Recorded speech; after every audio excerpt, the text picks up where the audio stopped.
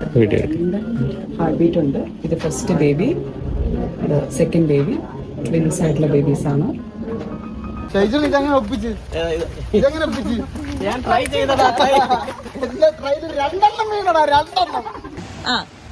നമുക്ക് ഇരട്ട കുട്ടികളാണ്. ഈ അവസരത്തിൽ എന്താ പറയാനുള്ളേ? ഈ അവസരത്തിൽ പറയാനുള്ള സന്തോഷം മാത്രം. ഇപ്പൊ ഒരാളെ പ്രതീക്ഷിച്ച് രണ്ടുപേരല്ലേ വന്നേ, അപ്പൊ അത് വലിയൊരു സന്തോഷം.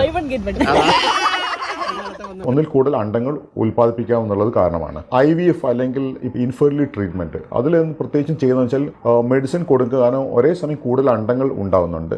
അല്ലെങ്കിൽ IVF ചെയ്യുന്നത് കാരണം ഇൻസിഡൻസ് ഓഫ് ട്വിൻസ് കൂടുതലായിട്ട് കണ്ടുവരുന്നുണ്ട്. ഇതൊക്കെയായിരിക്കും ട്വിൻസ് വന്നാൽ ലക്ഷണങ്ങൾ നോക്കാം.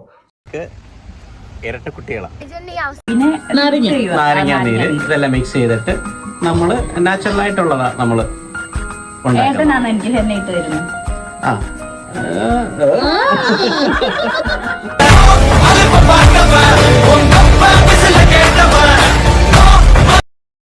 Hello guys, welcome back. അതെ, കഴിഞ്ഞ ദിവസം നമ്മൾ ചെയ്ത വീഡിയോ അത് മറ്റാരുടെയുമല്ല, ജീവമാതാ കാരുണ്യ ഭവന്റെ അമരക്കാരിയായ അമ്പിളി എന്ന് പറയുന്ന ഗിരിജ ചേച്ചി, പിന്നീട് ഗിരിജ ചേച്ചിയായി മാറിയ ഗിരിജ ചേച്ചിയുടെ 60-ാം വയസ്സിലെ ഗർഭവുമായി ബന്ധപ്പെട്ട് വീഡിയോ റിയാക്ഷൻ ചെയ്തിരുന്നു.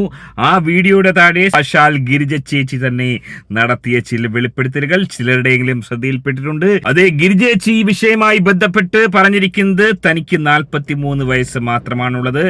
43 കടന്ന് 44ലേക്ക് പോയിക്കൊണ്ടിരിക്കുന്ന ഒരവസ്ഥയിലാണ് താനുള്ളത്. താൻ വളരെ ചെറുപ്പത്തിൽ, അതായത് 14-13 വയസ്സിൽ കല്യാണം കഴിച്ചതുകൊണ്ടാകാം ഗിരിജേച്ചിക്ക് ഒരുപക്ഷെ 10-35 വയസ്സുള്ള പഹയന്മാരായിട്ടുള്ള മക്കളുണ്ടാവാനുള്ള പ്രധാന കാരണം അത് തന്നെയായിരിക്കാം. എന്നാൽ ഏറെ ഞെട്ടുളവാക്കുന്ന, ആരെയും സങ്കടപ്പെടുത്തുന്ന, ഒരുപക്ഷെ തന്റെ ജീവിതം വെച്ച് തന്നെ ഒരു ജീവൻ മരണ പോരാട്ടം ഗിരിജേച്ചി ഇവിടെ നടത്തിയിരിക്കുന്നു. എന്താണ് സംഭവിച്ചത്? അതേ, ഗിരിജേച്ചി ഗർഭിണിയാണെന്ന് ഇപ്പോഴും വിശ്വസിക്കാതിരുന്ന ആൾക്കാരുടെ മുന്നിൽ ഗിരിജേച്ചിയുടെ ഗർഭം കള്ളമാണ്, ചതിയാണ്, റീൽസിന് വേണ്ടി ഒരു കള്ള ഗർഭം ഉണ്ടാക്കിയതാണെന്ന് പറഞ്ഞ് നാണം കെടുത്തിയവർക്ക് മുമ്പിൽ എല്ലാ സത്യവും മറനീക്കി പുറത്തു വന്നിരിക്കുന്നു. അതേ, ഗിരിജേച്ചിയുടെ ഫസ്റ്റ് സ്കാനിങ് നടന്നിരിക്കുന്നു. എന്താണ് സംഭവിച്ചത്? ഏറെ ഞെട്ടുളവാക്കുന്ന സംഭവങ്ങൾ തന്നെയാണ്.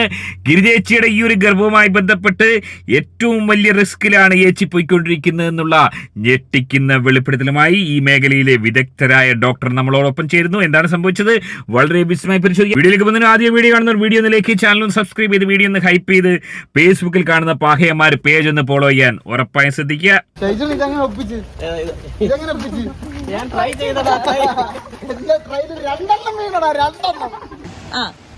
നമുക്ക് ഇരട്ട കുട്ടികളാണ്. ഈ അവസരത്തിൽ എന്താ പറയാനുള്ളേ?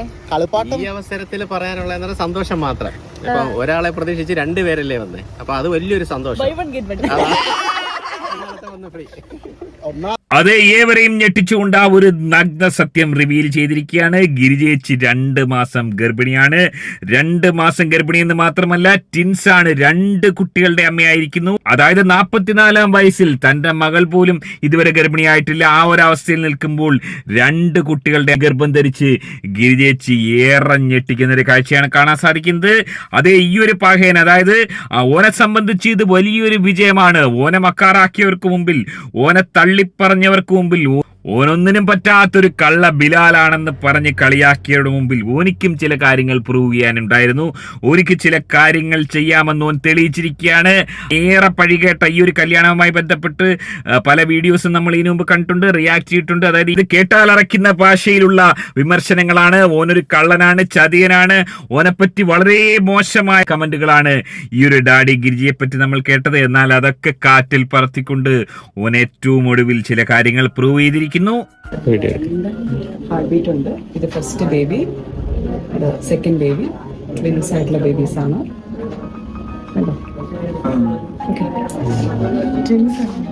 അതേ, ഗിരിജേച്ചിയുടെ ഈ ഒരു ഫാമിലിയും ഗിരിജേച്ചിയെ സ്നേഹിക്കുന്ന ആളുകളും ഈ ഒരു പ്രഗ്നൻസി വലിയ രീതിയിൽ ഏറ്റെടുത്തിരിക്കുന്നു. കമന്റുകൾ ശ്രദ്ധിച്ചാൽ നമുക്കറിയാം, നിരവധി ആളുകൾ ഗിരിജേച്ചിയും ഈ ഒരു ഗർഭത്തെയും നെഞ്ചിലേറ്റുന്നു എന്ന് വളരെ വ്യക്തമാണ്. എന്നാൽ അതിനിടയിലും ചിലരെങ്കിലും ഇത് ഏറ്റെടുത്തിരിക്കുന്ന വലിയ റിസ്ക് ആണ്. അതായത് ഈ ഗർഭത്തെ നെഞ്ചിലേറ്റുന്ന ആളുകളൊന്നും ഗിരിജേച്ചി ഏറ്റെടുത്തിരിക്കുന്ന ആ ഒരു റിസ്കിനെ പറ്റി അവർ അതിനെപ്പറ്റി ചിന്തിക്കുന്നില്ല. ഇവരുടെ കുടുംബവും അത്രത്തോളം അതിനെപ്പറ്റി ചിന്തിക്കുന്നില്ല എന്ന് തന്നെയാണ് മനസ്സിലാക്കുന്നത്. അവരുടെയൊക്കെ ഏക ആഗ്രഹം എന്ന് പറയുന്നത് ഗിരിജ ചേച്ചി ഇരട്ട കുട്ടികളുടെ അമ്മയാവുക, ആ ഒരു പഹയൻ ഇരട്ട കുട്ടികളുടെ അച്ഛനായി ഈ ഒരു പ്രായത്തിൽ മാറുക. എനിക്ക് വലിയ പ്രായമുള്ള ആളാണെന്ന് തോന്നുന്നില്ല, ഓനെ ഏട്ടാനാണ് വിളിക്കുന്നതെങ്കിലും ഗിരിജേച്ചിയേക്കാൾ സുമാർ 5-6 വയസ്സിന് ഇളയതായിരിക്കും ആ ഒരു പഹയൻ.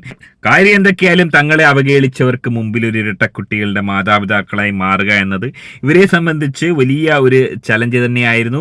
അത്തരത്തിൽ വലിയ രീതിയിൽ ഒരു സന്തോഷത്തിൽ ഇവർ മുന്നോട്ട് പോകുന്നുവെങ്കിലും കാര്യങ്ങൾ അത്ര സുഗമമല്ല.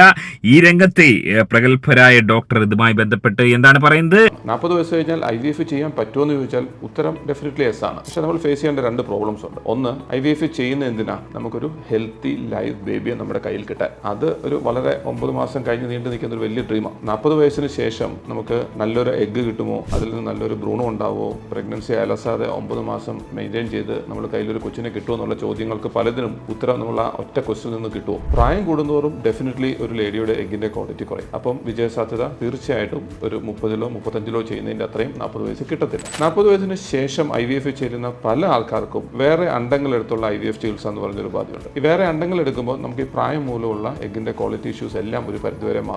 വിജയസാധ്യത നല്ല വിധത്തിൽ ഇമ്പ്രൂവ് ചെയ്യുകയും ചെയ്യും. ഒരു 40 വയസ്സുള്ള ലേഡി ഗർഭിണി ആയി കഴിയുമ്പോൾ ആ 9 മാസത്തെ പ്രഗ്നൻസി പീരീഡ് കോംപ്ലിക്കേഷൻസ് നിറഞ്ഞാണ്. അപ്പം ആ കോംപ്ലിക്കേഷൻസ് ഇല്ലാതാക്കാൻ അങ്ങനെയുള്ള ആൾക്കാർ പ്രോപ്പർലി സ്ക്രീൻ ചെയ്യപ്പെടണം before getting into pregnancy. അതുകൊണ്ട് 40 വയസ്സിന് ശേഷം ഇതൊക്കെ പറ്റുമോ എന്നുള്ള ചോദ്യത്തിന് ഡബിൾ തംസപ്പ് ആണ്. അപ്പോൾ ഈ 40 വയസ്സിന് ശേഷം നമ്മൾ ഫെർട്ടിലിറ്റി ട്രീറ്റ്മെന്റിലോട്ട് പോകുമ്പോൾ as A husband and wife ചില കോംപ്രമൈസുകൾ നിങ്ങൾ തമ്മിലെടുക്കണം. അതിനെപ്പറ്റി നിങ്ങൾ ആദ്യം പരസ്പരം സംസാരിക്കണം. അതിനുശേഷം മുന്നോട്ട് പോകുന്നതായിരിക്കും തീർച്ചയായിട്ടും നല്ലത്.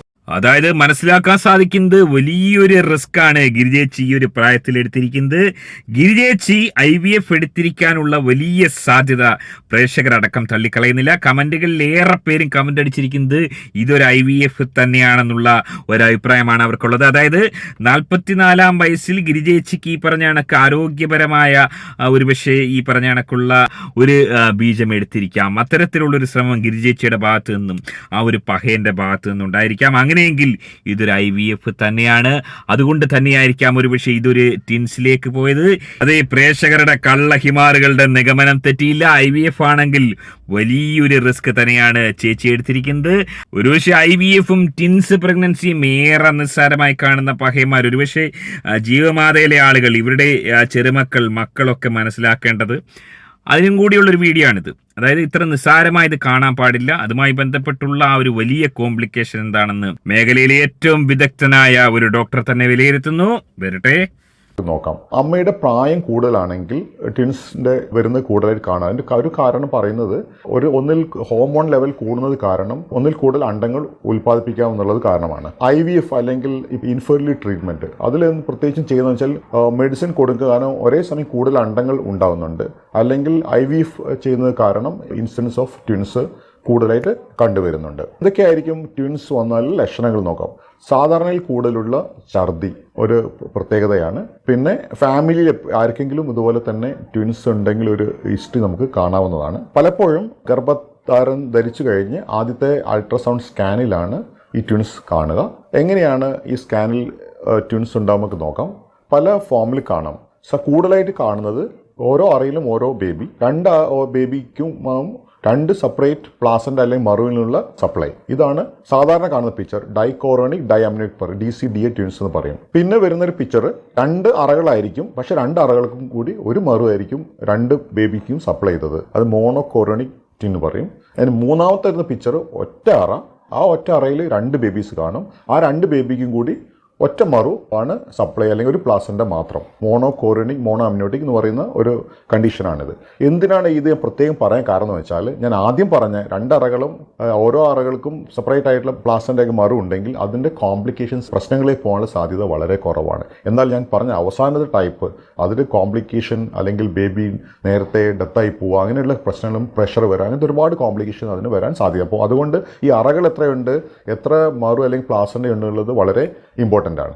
ഒരു ട്വിൻ ആയി കഴിഞ്ഞാൽ എന്തൊക്കെയാണ് അമ്മയ്ക്കുണ്ടാകുന്ന പ്രശ്നങ്ങൾ നോക്കാം. അവർക്ക് പ്രഗ്നൻസി സമയത്തുണ്ടാകുന്ന എല്ലാ സിംറ്റംസും ലക്ഷണവും ഒക്കെ കൂടുതലായി, ഞാൻ നേരത്തെ പറഞ്ഞു, ഛർദി കൂടുതലായിരിക്കും, അതുപോലെ തന്നെ ക്ഷീണം കൂടുതലായിരിക്കും, കൂടുതലായിട്ടുള്ള വെയിറ്റ് ഗെയിൻ ഉണ്ടാകും, കാലിലൊക്കെ മുഖത്തൊക്കെയുള്ള നീര് വരാം. പിന്നെ വരുന്ന കോംപ്ലിക്കേഷൻ എന്തൊക്കെയാണെന്ന് നോക്കാം. ട്വിൻസ് വന്നു കഴിഞ്ഞാൽ പ്രഷർ കൂടുതൽ, പ്രഗ്നൻസിയിൽ വരാവുന്ന പ്രമേയം കൂടുതലാണ്, നേരത്തെ തന്നെ പ്രസവിച്ച് പോകാനുള്ള സാധ്യത കൂടുതലാണ്, സിസേറിയൻ സെഷൻ റേറ്റ് ട്വിൻസിൽ കൂടുതലാണ്. അതുപോലെ തന്നെ പ്രസവം കഴിഞ്ഞാൽ പ്രസവ സമയത്തിന് ശേഷമുള്ള ബ്ലീഡിങ് ട്വിൻസ് മദേഴ്സിന് കൂടുതലാണ്. പിന്നെ ഒരു പ്രധാനപ്പെട്ട ഒരു കോംപ്ലിക്കേഷനാണ് twin to twin transfusion, TTS എന്ന് പറയും. ഇത് രണ്ട് ബേബിക്കും കൂടി ഒറ്റ മറു ഇവർക്ക് വരുന്ന പ്രശ്നമാണ്. അതെന്ത് കാരണം എന്ന് വെച്ചാൽ രണ്ട് ബേബിക്കും ഒരു മറു കാരണം ഒരു ബേബിയുടെ രക്തക്കുഴൽ ഈ മറുവിൽ കൂടി മറ്റേ ബേബിയായിട്ടുള്ള കമ്മ്യൂണിക്കേഷൻ ഉണ്ടാവും. അതുകൊണ്ട് എന്ത് സംഭവിക്കുന്നു പറഞ്ഞാൽ ഒരു ബേബിയിൽ നിന്നും ബ്ലഡ് പമ്പ് ചെയ്ത് ഈ മറു കൂടെ അടുത്ത ബേബിയിലേക്ക് പോകും. അപ്പോൾ അത് കാരണം ബ്ലഡ് പമ്പ് ചെയ്യുന്ന ബേബിയുടെ സൈസ് ചുരുങ്ങി വരും, കിട്ടുന്ന ബേബിയുടെ സൈസ് കൂടി അതിൻ്റെ ബ്ലഡ് ഓവർഫ്ലോ ആയിട്ട് ഹാർട്ട് ഫെയിലിയർ ഒക്കെ വന്ന് കോംപ്ലിക്കേഷനിൽ പോകാനുള്ള സാധ്യത കൂടുതലാണ്. അപ്പോൾ ഇതൊക്കെ നമുക്ക് നേരത്തെ ചെയ്യുന്ന അൾട്രാസൗണ്ട് കൂടെ തന്നെ ഏത് ടൈപ്പ് ട്വിൻസാണ് ഈ കോംപ്ലിക്കേഷൻ പോകുന്നുണ്ടോ ഉണ്ടെങ്കിൽ അതിലുള്ള ട്രീറ്റ്മെൻ്റ് ഒക്കെ അവൈലബിൾ ആണ്. ഇപ്പോൾ ട്വിൻസ് ഡയഗ്നോസ് ചെയ്ത് കഴിഞ്ഞാൽ കൂടുതലായിട്ട് അൾട്രാസൗണ്ട് സ്കാൻസും ഡോക്ടറുടെ ചെക്കപ്പും ഒക്കെ ഫ്രീക്വൻസി കൂടുതലായിരിക്കും. എല്ലാ മാസവും തന്നെ സ്കാൻ ചെയ്യാറുണ്ട്. ഇതൊക്കെ എന്തെങ്കിലും പ്രഷറൊക്കെ കൂടുതലായിട്ട് നോക്കണം, എന്തെങ്കിലും കോംപ്ലിക്കേഷൻ പോകുന്നുണ്ടോ നോക്കേണ്ടിയിരിക്കുന്നു. അതുപോലെ തന്നെ എപ്പോഴാണ് അവരെ സാധാരണയായി പ്രസവിക്കുക നമുക്ക് നോക്കാം. കോംപ്ലിക്കേഷൻ അല്ലെങ്കിൽ ബേബിയൊക്കെ പോകാനുള്ള സാധ്യത ഉള്ളതുകൊണ്ട് ഒരു ഏത് തരം ഇരട്ടകളാണെങ്കിലും ഒരു 38 ആഴ്ച ആകുമ്പോഴേക്ക് സാധാരണ അവരെ പ്രസവിപ്പിക്കാറുണ്ട്. എന്നാൽ ലാസ്റ്റ് പറഞ്ഞ ഒരറയിൽ 2 ബേബിയും ഒരു മറുമുള്ള ട്വിൻസ് ആണെങ്കിൽ അവർക്ക് സിസേറിയൻ സെഷനാണ് ചെയ്യാറ്. അതൊരു 37 ആഴ്ച ആകുമ്പോൾ തന്നെ അവരുടെ സിസേറിയൻ സെഷൻ ചെയ്യാറുണ്ട്. പിന്നെ നേരത്തെ പറഞ്ഞ കോംപ്ലിക്കേഷൻ ഡീൽ ചെയ്യാനുള്ള എല്ലാ സൗകര്യങ്ങളും ഉള്ള ഹോസ്പിറ്റൽ വെച്ച് വേണം പ്രസവമൊക്കെ ആവാൻ, ബിക്കോസ് ബ്ലീഡിങ് സാധ്യത കൂടുതലാണ്. അതേ ചുരുക്കത്തിൽ പറഞ്ഞാൽ വലിയൊരു റിസ്ക്, ജീവൻ വെച്ചുള്ള ഒരു കളി തന്നെയാണ് ഗിരിജേച്ചിയുടെ കളിച്ചിരിക്കുന്നത്. ഗിരിജേച്ചിയുടെ മക്കളടക്കം വലിയ റിസ്ക്കാണ് ഗിരിജേച്ചിയെ കൊണ്ടെടുപ്പിച്ചിരിക്കുന്നത്. അത്തരത്തിലുള്ള ഒരു തിരിച്ചറിവ് ഇവർക്കുണ്ടാകുകയാണെങ്കിൽ വളരെ സേഫായിട്ട് ഗിരിജേച്ചിയെ പ്രസവിപ്പിക്കാം. അതായത് അധികകാലം പ്രസവത്തിന് വേണ്ടി നമ്മൾ കാത്തിരിക്കേണ്ടതില്ല. 38 ആഴ്ചകൾക്കുള്ളിൽ തന്നെ ഒരു ശുഭസൂചന, ഒരു ശുഭവാർത്ത നെഞ്ചിലേറ്റിയ ആളുകൾക്കുണ്ടാവുമെന്ന് തന്നെയാണ് പ്രതീക്ഷിക്കുന്നത്. എങ്ങനെയാണ് നിങ്ങളിതിനെ കാണുന്നത്? ഗിരിജേച്ചി ഈ ഒരു പ്രായത്തിൽ എടുത്ത ഈ ഒരു റിസ്കിനെ നിങ്ങൾ അഭിനന്ദിക്കുകയാണോ? നിങ്ങളുടെ അഭിപ്രായം കമന്റ് അറിയപ്പെടുക. ആദ്യമായിട്ട് വീഡിയോ കാണുന്ന വീഡിയോയിലേക്ക് ചാനൽ സബ്സ്ക്രൈബ് ചെയ്ത് വീഡിയോ ഒന്ന് ഹൈപ്പ് ചെയ്ത് കാണുക. മറ്റൊരു വീഡിയോ ആയിട്ട് കാണാം. ബൈ. നാച്ചുറൽ ആയിട്ടുള്ളതാ നമ്മൾ എനിക്ക്